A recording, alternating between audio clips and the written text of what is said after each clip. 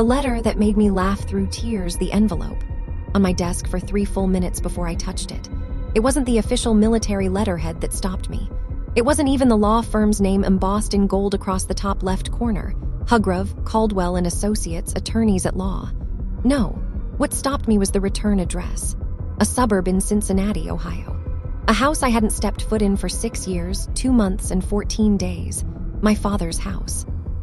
My name, Commander Elizabeth Mitchell, United States Navy, was typed with cold, bureaucratic precision across the front.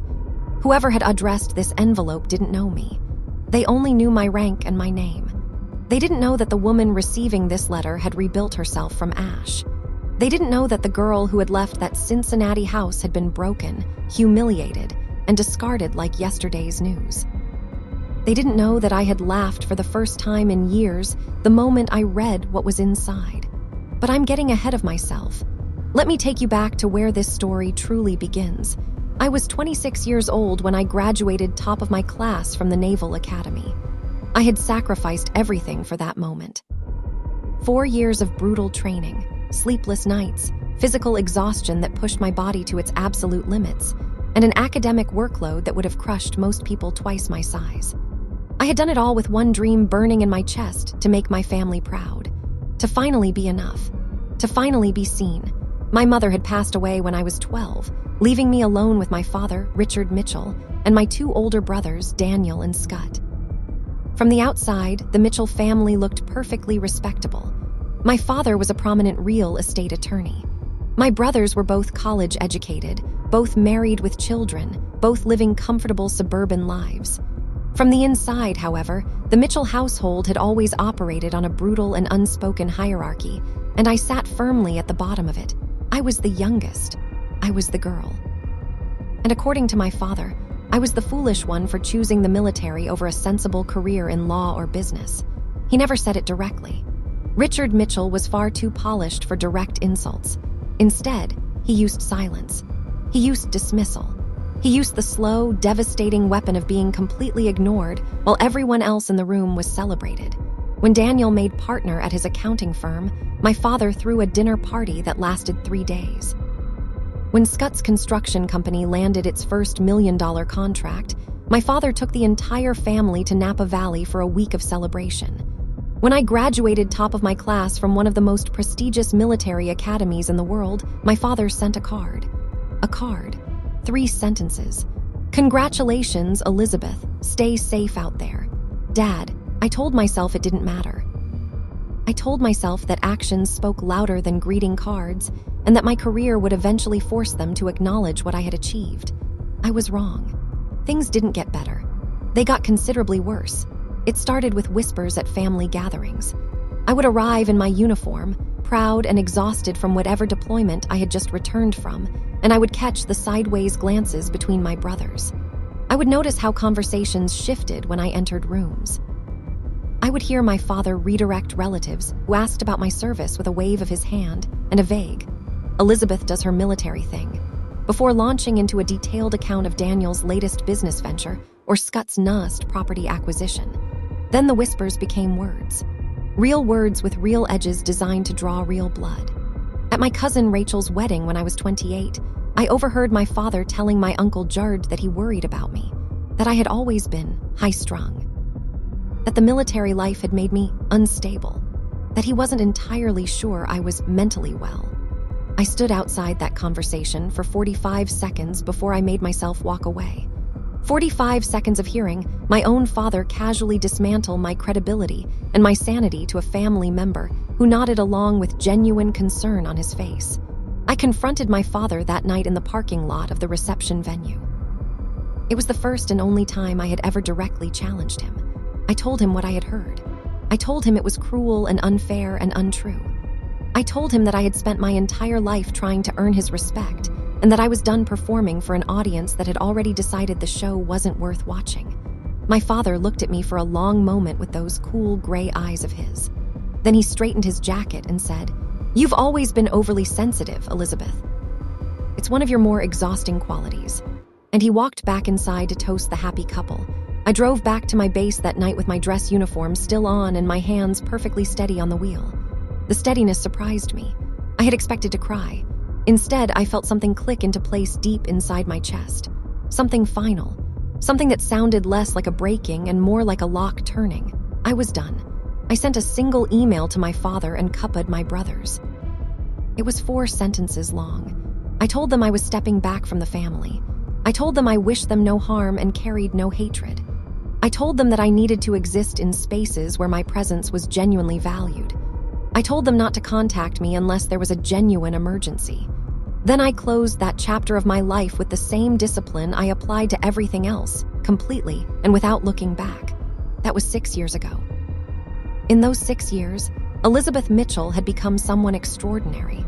I was promoted to lieutenant commander within 18 months of my decision.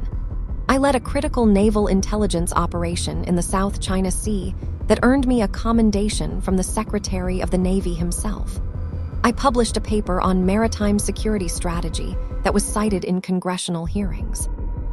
I built a team of 32 officers who trusted me with their lives and told me regularly that I was the finest commanding officer they had ever served under. I bought a small house near the coast in Virginia with a porch that faced the water and a garden I was slowly learning to tend. I had friends who knew my whole story. I had a therapist named Dr. Anna Shama who had helped me understand that removing toxic family members from your life is not abandonment. It is survival. I had a life that was genuinely, measurably, beautifully mine. I was happy. Not the performed happiness of someone trying to convince themselves. Real happiness. The quiet kind that lives in early mornings with good coffee and work that matters and a bed you actually want to come home to. And then the envelope arrived. I finally picked it up on minute 4. I turned it over in my hands once. Military training does something permanent to your nervous system.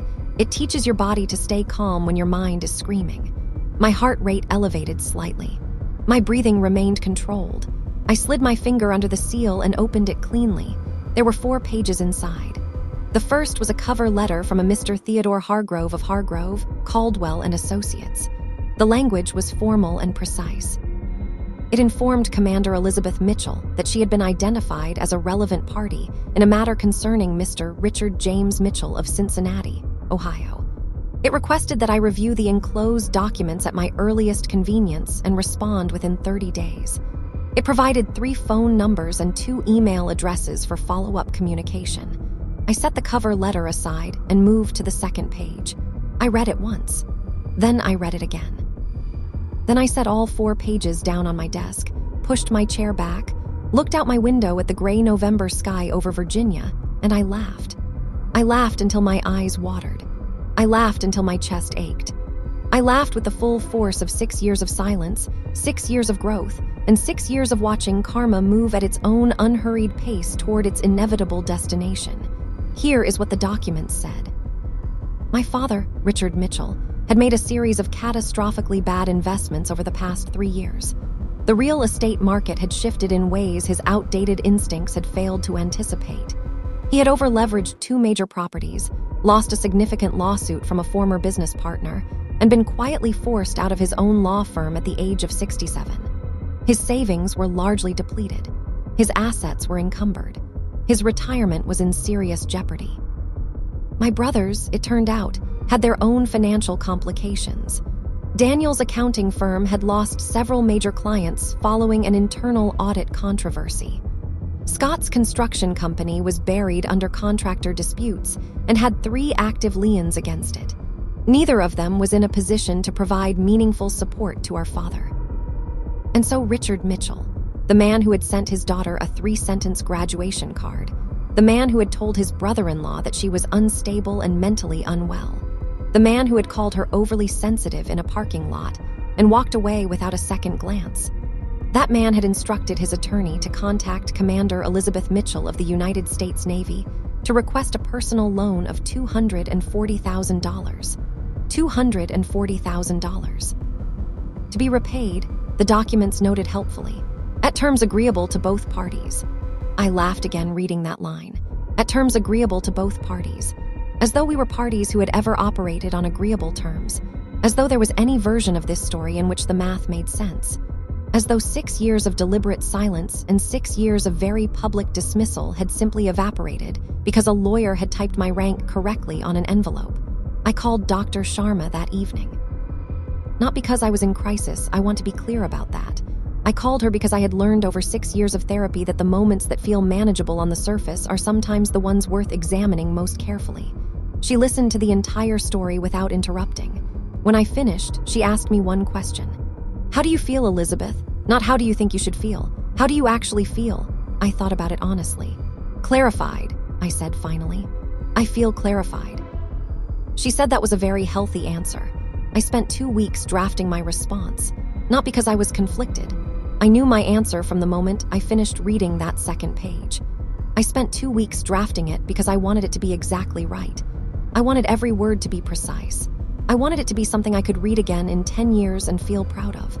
I wanted it to reflect the commander I had become rather than the wounded daughter I had been. I did not write it in anger. I want you to understand that clearly. There was no rage in what I wrote. Rage would have been too easy and too small for what I was feeling. What I felt was something closer to the profound calm that comes after a very long storm has finally, completely passed. My response to Mr. Theodore Hargrove of Hargrove, Caldwell and Associates was 3 pages long. In the first page, I acknowledged receipt of the documents and confirmed that I had reviewed them thoroughly. In the second page, I outlined, in careful chronological detail, the pattern of emotional dismissal and public undermining I had experienced from my father over the course of my adult life. I included the graduation card. I included the Napa Valley trip I had not been invited to despite achieving something objectively more significant than $1 million contract. I included the parking lot of Rachel's wedding and the exact words my father had used.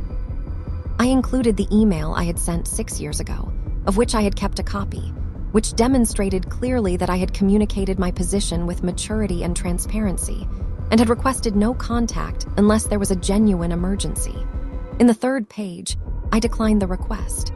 I declined it clearly, firmly, and without apology. I wished my father well in resolving his financial situation through whatever legitimate means were available to him.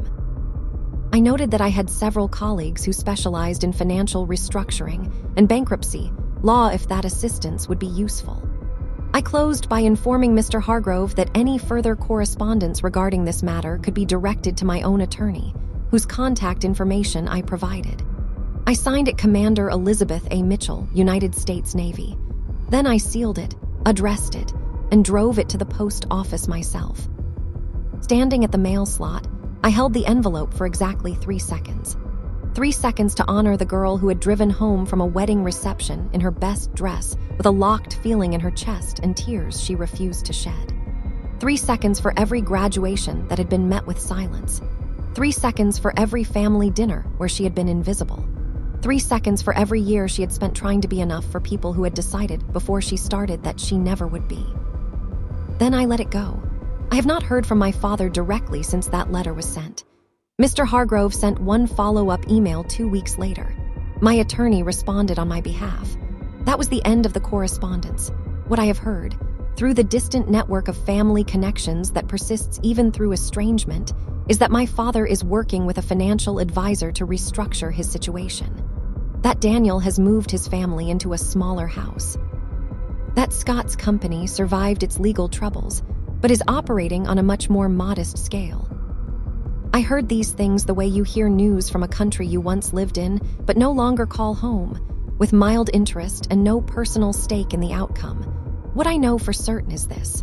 I am sitting on my porch in Virginia as I write this. The water is visible from where I am. My coffee is exactly the temperature I like it. In 3 hours, I will go to the base and brief my team on our next operation. Tomorrow evening, I am having dinner with 4 friends who make me laugh until my face hurts. On Saturday, I have a call with Dr. Sharma. On Sunday, I am planting lavender in the back section of my garden because I read that it grows well near the coast, and I like the idea of something beautiful and resilient taking root in the ground I own. I am Commander Elizabeth Mitchell. I am 34 years old. I earned my rank, my home, my peace, and my happiness through 6 years of discipline, courage, and the radical act of refusing to beg for love from people constitutionally incapable of offering it. My father needed something from me. After everything, after all of it, he needed something from me. And when I read those documents and understood what he was asking, I laughed. I laughed because the universe has a sense of humor that is slow but devastatingly accurate. I laughed because I had spent years worrying that walking away made me cold or broken or wrong. And in one envelope, the answer had arrived with a law firm's return address and a repayment schedule. I was none of those things. I was exactly right, and I was laughing. If you are reading this and you recognize yourself in any part of this story, if you have spent years being the invisible one, the dismissed one, the one whose achievements were met with silence while everyone else was celebrated, I want you to hear this directly and clearly. Walking away is not weakness. Silence is not cruelty. Protecting your peace is not selfishness. Building a life so solid and so genuinely yours that you can receive a $240,000 request from the person who once called you unstable and respond with nothing but calm clarity, that is not revenge. That is victory. That is what healing actually looks like when it finishes its work. You do not owe your pain to the people who caused it. You do not owe your resources to the people who never valued you as one. You do not owe your presence to rooms where your absence was never once mourned. You owe yourself the porch, the coffee, the lavender, the laugh that comes from the deepest and most honest part of you when karma finally, beautifully, shows up in a legal envelope. If this story moved you, if it made you feel seen, if it reminded you of your own strength or gave you permission to finally protect yours, please share it with someone who needs to hear it today. Leave a comment below and tell me your own story of walking away and finding yourself on the other side. And if you haven't subscribed yet, join this community because we tell the truth here, we honor resilience here, and we celebrate every single person who chose themselves when no one else would. Commander Elizabeth Mitchell chose herself. So can you.